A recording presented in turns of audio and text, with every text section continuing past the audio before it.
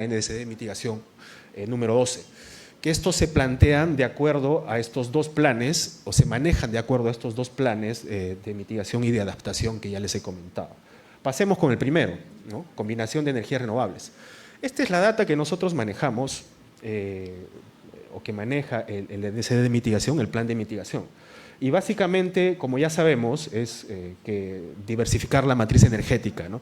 Esto tiene un inicio del 2010, si se dan cuenta. En el 2010, el Ministerio de Medio Ambiente dijo que, hombre, para el 2030 deberíamos tener nosotros 6.8% de participación RER en la matriz energética, pero esto lo dijo el 2010, ¿ok? Este año o el año pasado hemos llegado a 6.1 de participación RER en nuestra matriz energética. Este año lo más probable es que lleguemos al…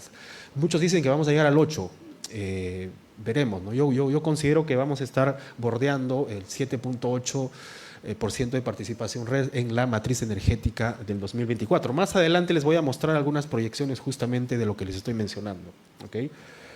Entonces, algunos documentos para articularlos, sobre todo en lo que es el diseño de políticas, actualizaciones normativas, promover un poco la regulación como está pasando actualmente. De hecho, en el Congreso se está discutiendo hace algún par de meses y se está insistiendo que se siga discutiendo la actualización de la ley de concesiones eléctricas, etcétera, ¿no? Con la finalidad de que la energía solar pueda ingresar al mercado regulado a través de bloques horarios, ¿no? Entonces, y alguna serie de actualizaciones, por ejemplo, en los contratos de suministro, que ya no dependa mucho el tema, o separar los conceptos de energía y potencia, o sea, toda esa normativa se está discutiendo actualmente en el Congreso. Obviamente hay mucha restricción, mucha barrera política que hace que esto se detenga muchísimo, ¿no? Pero básicamente, como les comenté, el tema de la combinación de energías renovables data del 2010, según el NDC de mitigación, ¿no? Obviamente, nace de la política energética, que como primer objetivo es contar con una matriz energética diversificada y limpia. Y nada, ¿no? Acá yo creo que los objetivos ya se han cumplido. De hecho, este año sí o sí lo vamos a pasar, este 6.8, así que… tenemos un camino bastante interesante en cuanto a la combinación de energías renovables. Esto es el tema de energía distribuida, ¿okay? Muy comentado actualmente porque hace una semana salió una resolución ministerial a través de la cual se colocaba para comentarios el reglamento de la ley de energía distribuida. Así que… también estamos dentro de ese periodo para publicar los comentarios a este nuevo reglamento, ¿ok? Fíjense acá lo importante que es de este tema. Dentro de esta planificación, la fecha de inicio es 2025. Ojo, así que tampoco no es nada pelado, no es nada suelto, no es nada tirado de los pelos de que el proyecto de resolución de reglamento haya salido este año, porque según este plan, la fecha de inicio de energía distribuida es el 2025, ojo, ¿ok? Así que por ahí hay que construir adaptar una serie de instrumentos legales y jurídicos que ustedes los van a poder ver acá. Así que beneficios ambientales, económicos, sociales, técnicos, inclusive hay un potencial de reducción que involucra mucho este aspecto, ¿no? No es mucho, pero como les digo, en nuestro país las emisiones en el sector eléctrico, sobre todo en la generación, es del 6.1, así que por eso les decía la importancia, ¿no? Hay que darle importancia a otros sectores de repente. Por eso el plan de adaptación cobra mayor importancia que el plan de mitigación, ¿no? Por ejemplo, el plan de adaptación tiene un costo aproximado al 2030 de 66.000 millones de dólares. Entonces, por ahí le dan un poco más de importancia a ese plan en el Perú, ¿no? Este es un poco lo que quería rescatar del plan de adaptación, del tema de lo que es energías renovables. En el de adaptación casi no hablan mucho de lo que es energías renovables. Básicamente hablan a otro tipo de compromisos, de otro tipo de… Pero acá es muy importante ver el tema y la recomendación que hacen respecto al agua, ¿no? Como área temática. Y básicamente lo incluyen como una especie de evitar estrés hídrico respecto al nivel nacional, digamos, del uso muy intensificado de la energía hidroeléctrica en el Perú, ¿ok? Recordemos que actualmente el Perú tiene en la matriz energética a través de energía hidroeléctrica cerca del 47%. Así que acá ya le ponen como una observación bastante interesante que a futuro debería un poco reducirse esa dependencia del 47%, y que por favor involucremos más el tema de las energías renovables. Ojo, no solo solar y eólica, también hay otras fuentes. De hecho, la energía nuclear también este año ha sido muy conversada en los sectores políticos y también en el Congreso para que ingrese ya de una manera también acelerada. De hecho, hay un proyecto de ley ya ingresado en el Congreso este año a través de la cual se permite el fomento de la energía nuclear, sobre todo en zonas donde no hay conexión a red, ¿no? Quieren ingresarlo a Iquitos y a ese tipo de zonas donde son, digamos, de difícil acceso y no hay una línea de transmisión segura. ¿Okay? Pero lo pongo más o menos como para que se den cuenta que también el NCD de adaptación involucra un poco lo que es el tema de energía renovable. ¿Cómo estamos? La transición energética, ya este es un poco más de estadística, de data, tanto mundial como peruana, ¿okay? Un poco más ligera. Siempre es bueno conocer un poco el tema de las inversiones para poder lograr justamente que los países cumplan sus objetivos trazados al 2030 y después al 2050 y así contando superiormente. ¿Okay? Este es un cuadro bastante interesante que involucra mucho las economías avanzadas versus las economías que no son tan avanzadas como el caso de la nuestra. Por ejemplo, acá si ustedes ven, ya desde hace el 2023, las economías avanzadas, digamos, tienen incidencia en que las inversiones involucran mucho temas de energías renovables limpias. ¿Okay? Norteamérica, China, la Unión Europea y otras economías avanzadas, ya preponderantemente la inversión en generación es en energía limpia. Pero miren qué pasa en nuestros sectores que no son economías tan avanzadas como las nuestras. Todavía la preponderancia en invertir es por combustibles fósiles, ¿no? Latinoamérica, por ejemplo, ¿no? Y ahí es un primer paso que hubo el 2023, una pequeña observación en la CAF 28, respecto a que este es un problema, ¿no? Para las economías no tan avanzadas.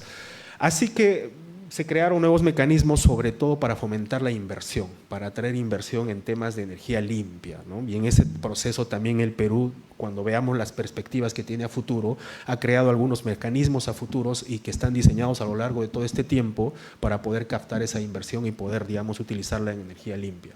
¿Okay?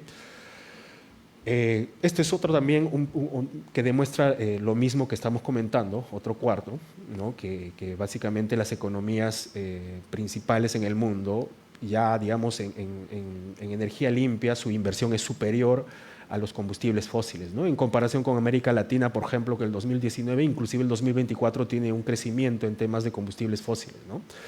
Así que hay una importancia muy interesante en lo que es la inversión. Sin esta inversión, es más, los expertos indican, no se van a poder cumplir los objetivos que nos hemos trazado al 2030 y menos al 2050, ¿no? Ese es, digamos, un comentario que siempre salen de los foros estos de transición energética. Y esta es un poco la mezcla a nivel mundial, global de electricidad en el 2023, ¿no? donde influyen a nivel mundial todas las fuentes de generación energética, incluida la solar, eólica, nuclear, la bioenergía como renovables. Y esta data es interesante, ¿no? El carbón representó el 35% de la generación mundial, el gas el 23%, la hidroeléctrica el 14%, y la generación de energía limpia representó el 39%. Ya estamos creciendo bastante interesante. Por ejemplo, la energía nuclear representa el 91%, el 9.1%, la eólica 7.8% y la solar, que es lo que compete a este foro, es el 5.5% actualmente de la matriz energética mundial. ¿Okay? Eso es en el mundo. Y la bioenergía representó el 2.4%. Es bastante interesante lo que hemos construido en pocos años respecto a una matriz energética que ya está llegando casi al 40%, ¿no? Mundial. Esta es una data comparativa en lo que es la energía solar y eólica, ¿no? Por lo general, la energía eólica a lo largo de todos los años, que es en color azul, fue la energía que crecía, digamos, a más grandes pasos. Esto dio un cambio el 2013 y a partir del 2013 la energía solar pues involucra mayor crecimiento que la energía eólica. Y acá hay un paréntesis en temas de regulación. En el Perú la energía solar todavía su crecimiento es muy pequeño y justamente es por eso que los cambios normativos que se están discutiendo en el Congreso son importantes que se discutan, obviamente técnicamente, para poder, digamos, asegurar que el crecimiento se afiance un poco más en temas de energía solar. ¿Okay? El 2023 fue el segundo año consecutivo en el cual el crecimiento de la generación de energía eléctrica solar a nivel mundial, ¿no? Que creció en 23%. Y alcanzó, como les había comentado, el 5.5% de la matriz energética mundial, la energía solar. ¿Okay? Y la energía eólica alcanzó el 7.8%, una combinación bastante interesante entre las dos. Gracias a estas dos tecnologías, la energía solar y la energía eólica, la tasa de crecimiento, por ejemplo, promedio del 2004 al 2013 de la energía a través de combustibles fósiles era de 3.5%. Dado el crecimiento de estas dos energías, eólica y solar, a través o desde el 2013, esta tasa de crecimiento se ha reducido en 1.3%. Ahora la tasa de crecimiento de los combustibles fósiles crece a 1.3%. Porque claro, ahora ya involucramos mucha generación de lo que es energía solar y energía eólica, ¿no? Así que sin ellas la generación de electricidad como combustibles fósiles habría sido un 22% más alta en el 2023. Así que también hay unos avances respecto a eso. Hemos detenido un poco la tasa de crecimiento de los combustibles fósiles, que justamente son los grandes emisores, ¿no? Esta es otra data interesante respecto a lo que es la energía solar y eólica, que son las tecnologías que más rápido han llegado a los 1000 teravatios hora, ¿no? La energía solar, por ejemplo, solo ha necesitado de 8 años en llegar a esa cantidad. La energía eólica, 12 años. ¿No? La energía nuclear también 12 años, que llegó en 1983. Y así sucesivamente. La energía gas a carbón utilizó 28 años para llegar a esa cantidad de generación, y la hidroeléctrica 39 años y la del carbón 32 años. ¿No? Básicamente esto es también significado de los compromisos que los países están asumiendo, tanto en inversión, tanto en el desarrollo de políticas, tanto en generar normas que justamente permitan que la transición energética se haga efectiva, ¿no? Así que es un cambio o es un panorama bastante interesante respecto a lo que es la energía solar y eólica a nivel mundial. Y bueno, este es ya el tema de la energía solar solamente respecto al mundo. Como les había comentado, el porcentaje de participación es de 5.5% de energía solar actualmente en el 2023, obviamente, respecto a la participación mundial de toda esta combinación de generaciones, ¿no? El 5.5%, que luego vamos a ver como perspectivas debería crecer a unos pasos más agigantados al 2030 y al 2050 para que se cumplan todos estos objetivos que los hemos visto en los NCDs. ¿Okay? Por ejemplo, este es otro cuadro bastante interesante de lo que es la energía solar, ¿no? La generación solar ha aumentado de manera significativa durante las últimas 2 décadas, de un terawatt hora del 2000, o sea acá, que casi no tenía nada, a más de 1.631 en el 2023, ¿no? O sea, y ahora, claro, y la participación de la energía solar en la matriz energética, como les había comentado, es 5.5%, son, digamos, porcentajes de crecimiento bastante interesantes en temas de energía solar a partir del 2023, ¿ok? Esperemos que este porcentaje se siga manteniendo y el que está un poco en déficit en porcentajes es el tema de la energía eólica, que se ha paralizado un poco, y esperemos que también pueda crecer adecuadamente con los años, ¿no? ¿Cómo está el Perú en temas de energía renovable? Luego, lo que hemos visto es justamente lo que es el mundo, ¿ok? Pero el Perú es un tema aparte, ya les he comentado. Cada país tiene su planificación propia, cada país tiene que implementar sus políticas y sus normas de acuerdo a sus propias características como país, ¿ok? Eso hay que diferenciarlo muy bien. Esto es la participación RER a lo largo desde el 2007 hasta el 2023, ¿no? Hoy ya estamos en 6% de lo que es renovable, termoeléctrica representó el 46.2% y la hidroeléctrica 47.8%. El 2023, ojo, ¿no? Si se dan cuenta, la curva de crecimiento de la energía renovable ha sido más o menos interesante. Recién se empiezan a contabilizar desde el 2016, a pesar de que la norma nace el 2008, ¿no? Han pasado cerca casi de 10 años para poder empezar a ver algunos resultados al respecto. Hoy estamos con 6.1, que este es el desglose de lo que tenemos, ¿no? La energía eólica representó el 4% de este 6%, la energía fotovoltaica representó el 1.6% y la energía con biomasa representó el 0.6%, ¿no? Este es el compendio de lo que es el 6%. Como les estaba comentando, la energía general fotovoltaica todavía es muy reducida, ¿no? Eso debería tener un poco más de crecimiento, sobre todo en nuestra energía renovable. Obviamente este año vamos a superar, lo más probable es que lleguemos al 8%, así que por ese lado también estamos, los resultados van a ser muy interesantes a fin de año.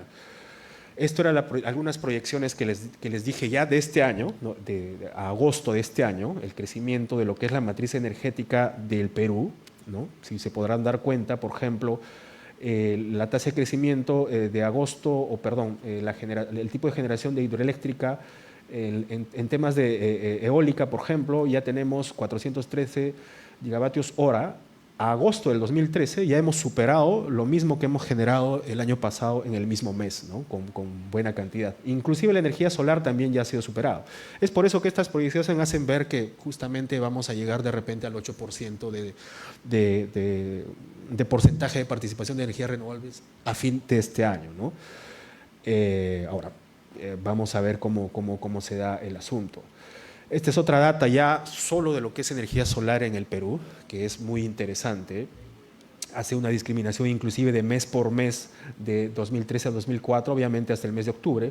Ustedes podrán ver que el 2024 prácticamente todos los meses hemos superado a la generación del 2022 en energía solar, ¿no? E inclusive la generación a lo largo de los años, desde el 2021, de energía solar ha ido subiendo constantemente y este año, entre enero y agosto, ya casi estamos alcanzando la generación de todo el 2023. Es por eso que, claro, les comentaba que fácilmente vamos a superar estos 958 gigavatios hora, ¿no? El distrito, la provincia que tiene, digamos, el mayor porcentaje de participación de incidencia en la energía solar, obviamente es Moquegua, con cerca del 85%, ¿no? Y de ahí ya se reparte en otros departamentos ya por todo el Perú que tienen mucha incidencia. Arequipa y Moquegua son, digamos, los más potentes, ¿no? Y en tema de lo que es energía eólica, que también lo quise poner, dada que es nuestra segunda fuente de energía renovable con mayor presencia, involucra que de enero a agosto ya hemos superado la generación del 2023. O sea, en agosto ya la tenemos completamente superada, ¿no? Así que va a ser una buena proyección de crecimiento. Lo más probable es que lleguemos al 8%, como les estaba comentando. Y acá el departamento con mayor incidencia es Ica, ¿no? Que tiene la mayor participación de energía renovable a través de energía eólica, ¿ok? Es una data interesante. Esta es otra data también de proyección, ya un poco más específica del COES, ¿no? A agosto también del 2023 y 2024, y esto ya está desglosado por recurso energético renovable. Y claro, ¿no? El eólico ya lo ha superado con creces, el solar también ya lo ha superado, todavía no con creces, pero estamos en ese paso, ¿no? Así que hay buenas posibilidades de crecimiento, tanto para el tema de energía eólica como energía solar. ¿Cuáles son las perspectivas? Después de todo esto, lo que hemos conversado, los países utilizan un diagrama por escenarios, ¿no? Hay escenarios sumamente ambiciosos que ponen al 2050, por ejemplo, a los países ya libres de emisiones. Hay un escenario que se le denomina de los compromisos anunciados, son los compromisos, los NCD, que los países tienen anunciados a cumplir al 2030. Y hay un escenario que es de las políticas establecidas actualmente, las que están ya en vigencia, ¿okay? Los países utilizan este tipo de escenarios construidos principalmente por entidades técnicas a nivel mundial, por ejemplo IRENA o por ejemplo la Asociación de energía, la energía de agencia, que es esto de acá. Entonces, en base a estos escenarios, también empieza a construir sus proyecciones. Ojo, no solamente proyecciones en porcentaje de participación en la matriz energética, hay proyecciones económicas, hay proyecciones también análisis de competencia del mercado, hay competencias o tarifarias, hay no solamente ver el tema de la generación, también ver el tema de los sistemas de la transmisión eléctrica, el tema de la distribución, sistemas complementarios que está muy utilizado y también muy conversado estos días, etcétera. O sea, son una serie de factores que involucran mucho este análisis para poder proyectarlos. De hecho, el Perú ha sacado este año 2 normas interesantes que involucra este análisis, que las vamos a pasar y que las he traído para ustedes. Pero antes, me olvidaba, ¿no? Nos hemos quedado cortos hasta el 2023. ¿Okay? Los resultados del 2023 han sido un poco desfavorables para lograr los objetivos que les he comentado más arriba. Es por eso que en la COP28, en la COP29, que fue, nos hemos perdido. Me adelanté.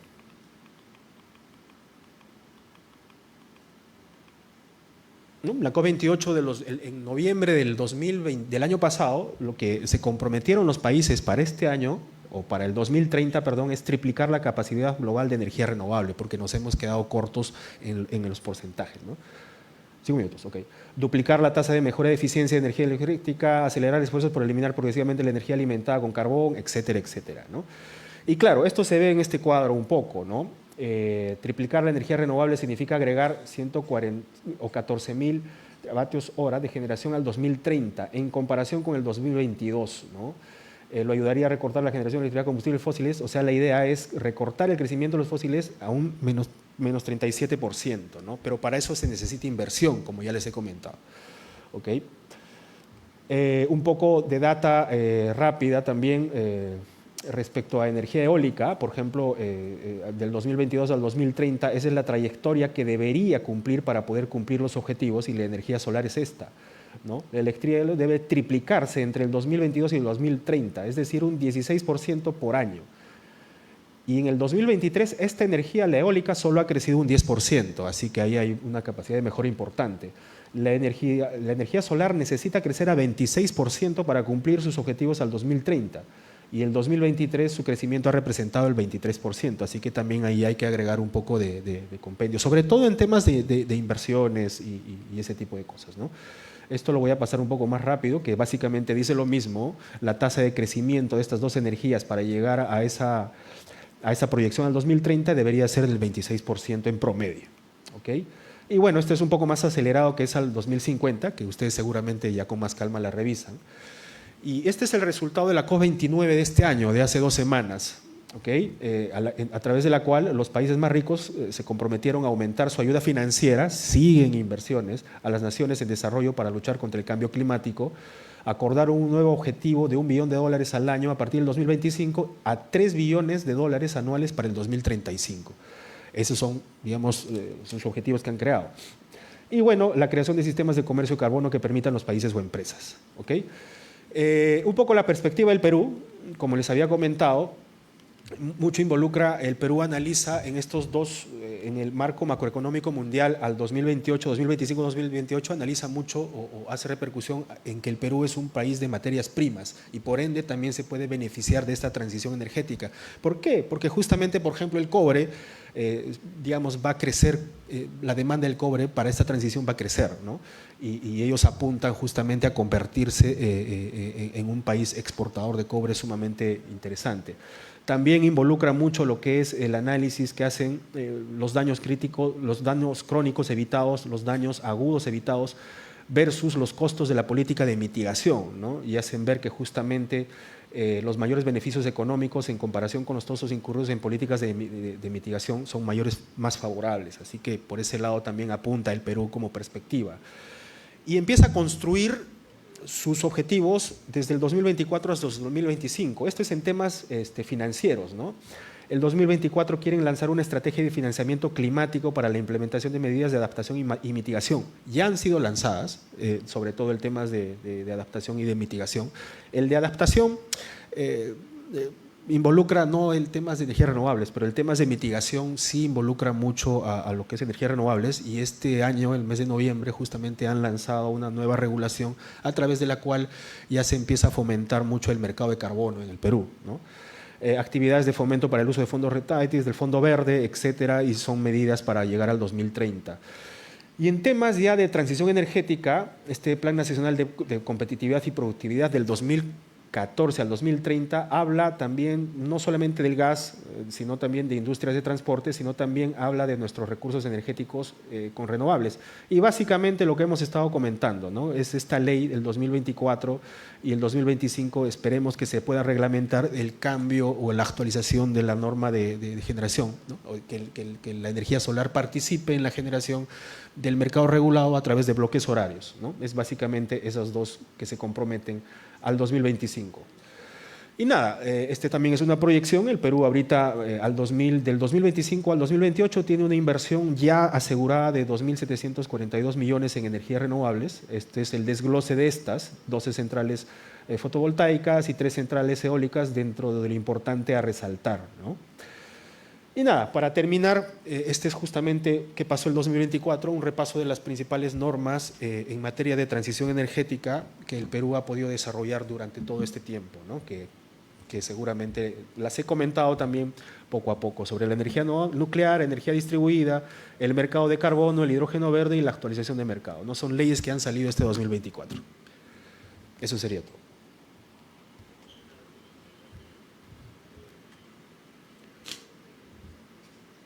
Muchas gracias, Magíster Alexander Sanabria. Tenemos unos 3 minutos para preguntas. Por favor, si alguien quisiera hacer alguna consulta, algún comentario a la conferencia brindada por el Magíster Sanabria. Por favor, si nos apoyan con un micrófono.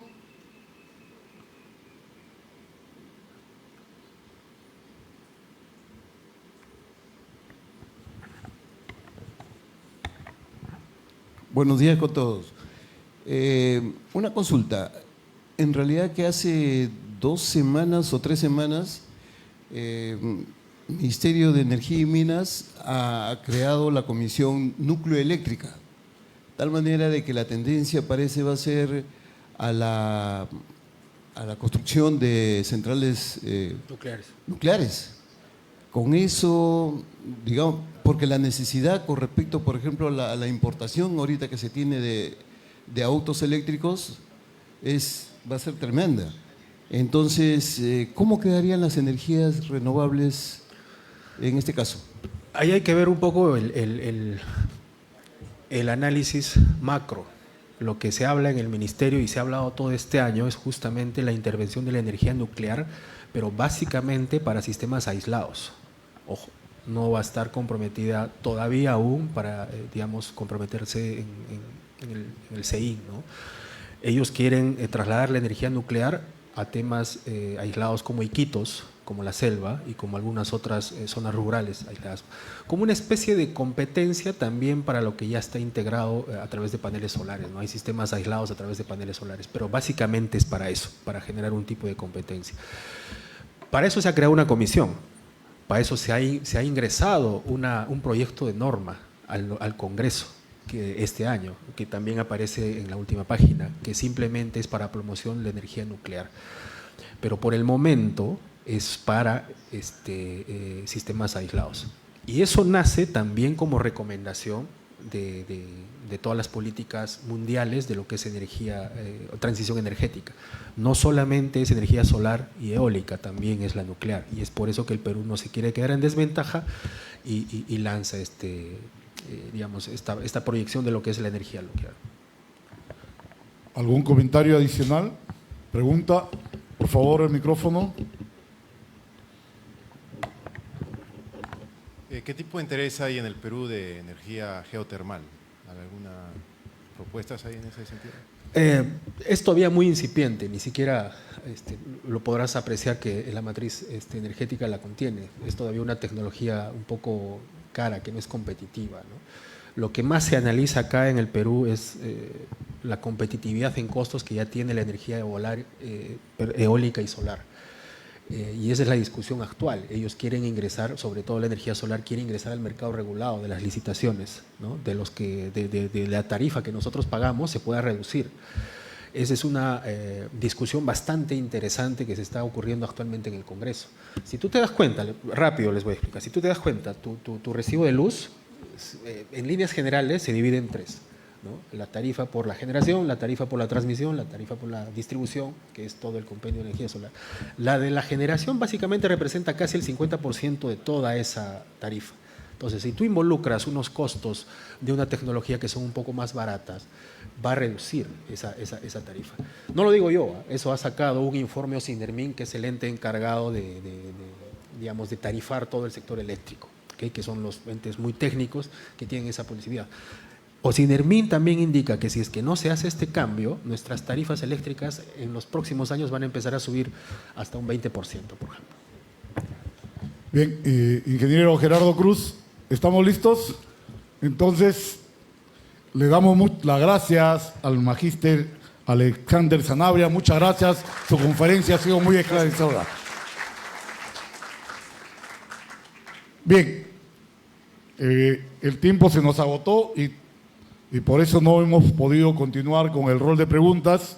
Pedimos la disculpa del caso porque tenemos a continuación la presencia del ingeniero Juan Amaru Palomino Tofflinger.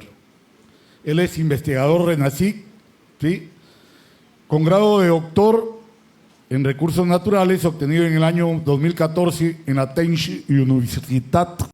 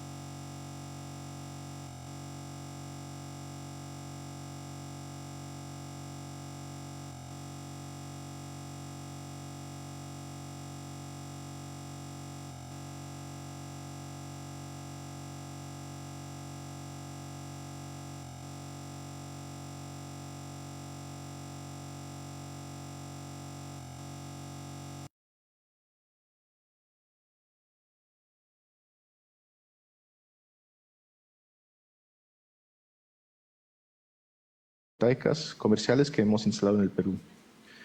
Entonces, con eso voy a primero dar un breve resumen sobre el desarrollo de tecnologías fotovoltaicas en módulos en los últimos años y qué se prevé para los siguientes años.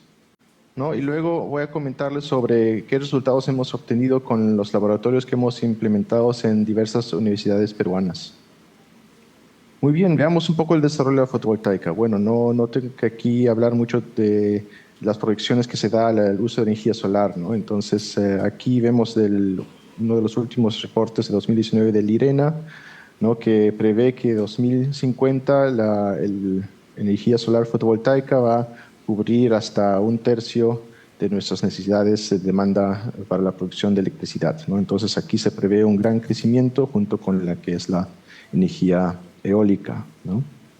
Y bueno, he encontrado una página web que recopila todas las plantas fotovoltaicas aquí montadas a nivel mundial, que da un buen resumen, ¿no? Una cosa es ver siempre números, otra cosa es ver realmente aquí en mapas, visualizar el número, la gran cantidad de plantas fotovoltaicas que existen en el mundo, ¿no? Aquí en verde vemos, ¿no?, las plantas que ya están en operación.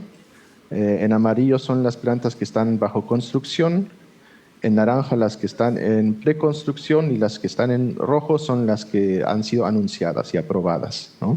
Entonces vemos una gran cantidad, pues todo lo que es en el hemisferio del norte, en Estados Unidos, toda Europa está cubierto con plantas y también el sureste de Asia. Y últimamente hemos tenido un gran crecimiento en Latinoamérica, ¿no? Y si vemos también aquí para el Perú, ¿no?, si hacemos un zoom, ¿no? Tenemos por ahora pocas plantas operando en verde en el sur del país, pero vemos que hay muchas plantas programadas aquí en amarillo, ya en construcción, y en naranja en el sur de Perú. Y muy interesante es ver que también se tiene planificado aquí en el centro norte, en Trujillo y también en la selva, ¿no?, de instalar también sistemas y plantas fotovoltaicas grandes, ¿no? Entonces aquí, especialmente en Trujillo, es muy interesante este dato, que se planifica una planta fotovoltaica muy grande ahí. Y bueno, eso también coincide con el último informe técnico que elaboró Osinermin, ¿no?, que prevé un crecimiento de la potencia instalada de proyectos fotovoltaicos hasta 2028, que eso es ya en unos pocos años, ¿no?, en 3 años, ¿no?, donde la capacidad instalada de plantas fotovoltaicas, que actualmente es, si no me equivoco, entre 300, 500 megavatios, va a incrementar a más que 8 gigavatios, ¿no? Entonces, en el Perú también se prevé que va a haber una fuerte entrada de plantas basadas en sistemas fotovoltaicos, ¿no? Y en los últimos días también se ha compartido la noticia, ¿no?, de que quizás pronto tengamos un proyecto también de generación distribuida que también va a habilitar la instalación de sistemas chiquitos para empresas o usuarios pequeños, ¿no? Y bueno, ¿de dónde viene ese desarrollo? Pues viene también del bajo de costo, de la disminución de los costos, pero también viene con el mejoramiento de tecnologías, ¿no? Aquí vemos proyecciones del International Technology Roadmap for PV, ¿no?, porque actualmente nos encontramos prácticamente en una revolución del mercado fotovoltaico, ¿no? Todos conocemos la tecnología estándar que dominó los últimos 30 años el mercado, basado en silicio cristalino, aluminio back surface field, pero que no llega a eficiencias mayores de 19%, ¿no? Entonces, esta tecnología ya ha sido reemplazada por lo que se llama la tecnología PERC, Passivated Emitter Rear Cell, ¿no?, que aprovechó de nuevos desarrollos, nuevos materiales que disminuyen las pérdidas en las celdas y así aportan a incrementar la eficiencia de las celdas, ¿no? Y esta celda tipo PERC es la que domina actualmente el mercado, pero ya para el próximo año y el siguiente se prevé que esta va a ser reemplazada por la tecnología que se llama TOPCon, ¿no?, que llega a eficiencias aún mayores, superando ya los 21% hasta a nivel de módulos, ¿no? Y bueno, también se proyectan otras tecnologías en el futuro, ¿no?, como es la de heterounión, heterojunction technology, cell technology, ¿no?, que supera ya los 22% a nivel comercial, solo que todavía están buscando de disminuir los costos en la fabricación, dado que consume mucha plata y elemento plata y también indio, ¿no? Pero se prevé que va a entrar también más fuertemente al mercado, a pesar de que esa tecnología ya existe en el mercado hace muchos años, ¿no? Y luego está la tecnología con los contactos posteriores, ¿no?, que llega supera ya eficiencias de 23% a nivel comercial, ¿no? Y va a entrar con mayor representación también en el mercado futuro, ¿no?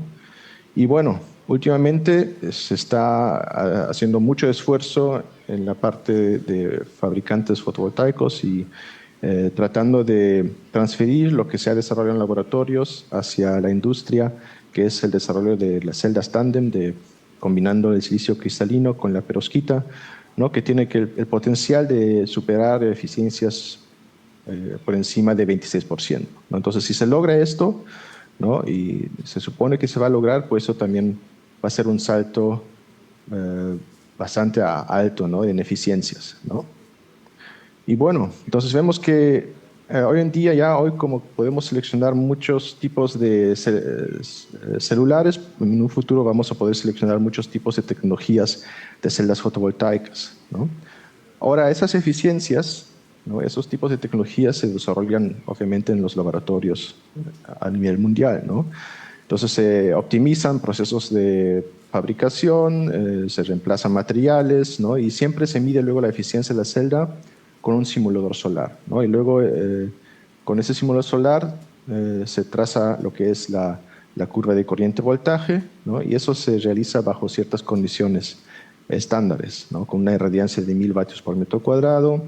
Esa irradiancia tiene una distribución espectral que se acerca bastante a un espectro de una masa de área 1.5, que es el espectro que ven en latitudes mayores, no necesariamente en el Perú, ¿no? Y una temperatura de celda de 25 grados centígrados, dado que eso es la temperatura ambiente de las fábricas, ¿no? Y bueno, de esa caracterización, bajo esas condiciones, obtienen los parámetros eléctricos que luego los fabricantes reportan en sus fichas técnicas, ¿no? La más importante es pues la potencia máxima a esas condiciones estándares, ¿no? Entonces los módulos se venden a ciertas potencias, ¿no? O eficiencias también, ¿no? Aquí en este caso 19.7%. Ahora, si llevamos ese módulo, lo instalamos en un sistema fotovoltaico en la intemperie, ¿no? Bajo condiciones climáticas reales, lo que más nos interesa es la energía que va a producir este módulo. Y la energía que ese módulo va a producir depende mucho de las condiciones climáticas, ¿no? Y aquí tenemos ciertas características constantes del módulo y características variables del módulo, ¿no? Que definen luego cuánto va a impactar las condiciones climáticas hacia la producción energética del módulo fotovoltaico, ¿no? Por ejemplo, las principales es la irradiancia y su distribución espectral, ¿no? Dependiendo de qué tipo de respuesta espectral tiene el tipo de módulo, de tecnología, cómo responde a bajas irradiancias y cómo responde a variaciones del ángulo de incidencia del sol, ¿no? Eso va a afectar la producción energética del módulo, ¿no? Y eso es distinto de tecnología a tecnología, ¿no? Luego tenemos como otro parámetro la temperatura ambiente y el viento, ¿no? Que afectan luego la temperatura de operación, ¿no? La temperatura de operación suele variar también a lo largo del día, ¿no? Dependiendo también de la irradiancia, de temporada del año, ¿no?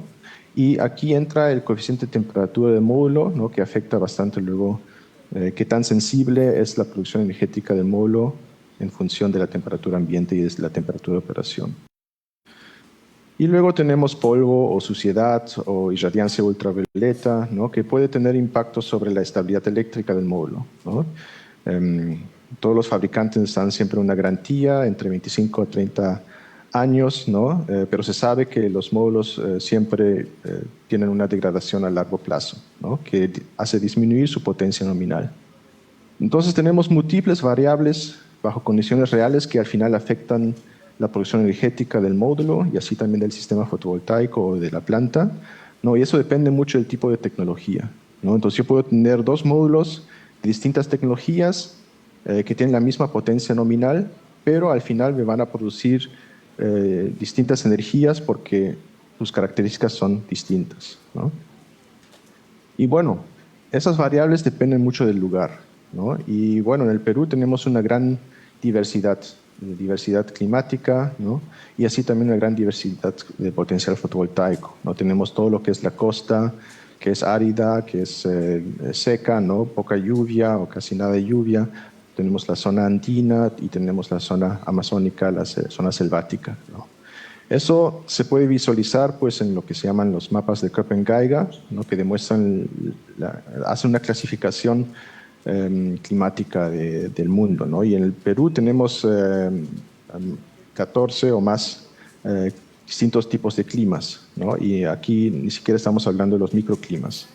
Y eso hace que luego si uno ve los mapas de potencial solar, potencial fotovoltaico, ¿no? Vemos también una gran diversidad, ¿no? Donde en la zona costera, en el sur, hay el mayor potencial, ¿no? Y eso baja un poco en la zona andina y en la zona selvática, ¿no? Y bueno, nuestro objetivo ahora fue ¿no? de realizar ensayos, ¿no? Porque esos mapas solares no suelen distinguir entre tecnologías, ¿no? Además llevan un error porque son modelados en base a data satelital, que llevan una barra de error tremenda, ¿no? Entonces nosotros teníamos el objetivo de realizar campañas de experimentos y para ello hemos implementado varios laboratorios en el Perú, ¿no? Comenzando aquí en la PUC, ¿no? Hemos llenado el techo de la sección de física con paneles ahora, ¿no? Eso fue en 3 etapas, ¿no? En la primera etapa, aquí arriba, la 1, instalamos módulos individuales de distintas tecnologías donde medimos las curvas de corriente y voltaje y con microinversores. Aquí tenemos 8 tecnologías instaladas actualmente. Esto inició en 2019 y de aquí realizamos caracterizaciones de los módulos bajo sol real y midiendo también todos los parámetros ambientales, irradiancia, temperatura, distribución espectral, viento, humedad, etcétera, ¿no? En la parte 2 instalamos sistemas conectados a red, ¿no? Estos son sistemas pequeños, ¿no? Que representan una instalación así típica para una casa pequeña, ¿no? Entonces, esos 3 sistemas son de distintas tecnologías de módulos también. Y aquí abajo en la parte 3, eso instalamos en 2021, nos estamos enfocando en el caracterizar paneles bifaciales, donde tenemos también piranómetros integrados para medir el albedo, y eso bajo 2 distintas configuraciones, una configuración estándar, ¿no? Y también con paneles en posición verticales, ¿no? Que captan la luz principalmente en la mañana y en la tarde. Bueno, hoy día quiero compartirles resultados del monitoreo de sistemas conectados a red, dado que esos sistemas no solo los hemos instalado en la Católica, sino también nos hemos